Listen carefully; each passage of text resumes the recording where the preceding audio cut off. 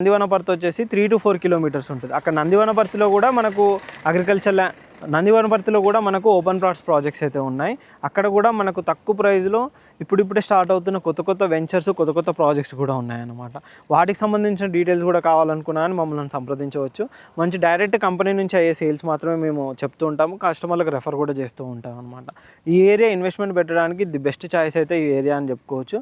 ఇలాంటి future city ఏరియాలో ఈ శ్రీశైలం హైవే కనెక్టివిటీ ఉండే విధంగా, మనకు ఓఆర్ఆర్ కూడా కనెక్టివిటీ ఉండే విధంగా, అండ్ మెయిన్గా చెప్పాలంటే ఎయిర్పోర్ట్. చాలామంది కనెక్టివిటీ చూసేది ఎయిర్పోర్ట్ కనెక్టివిటీ.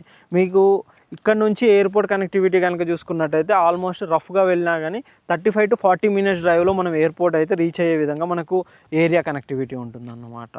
మనకు ఫ్యూచర్ సిటీలో ఇన్వెస్ట్మెంట్ అనేది చాలా బెస్ట్గా చెప్పుకోవచ్చు. ఇటు మనకు ఫార్మా సిటీ కూడా కనెక్టివిటీ ఉంటుంది, ఆచారం కనెక్టివిటీ ఉంటుంది, ఈ విధంగా చాలా కనెక్టివిటీ ఉంటుంది.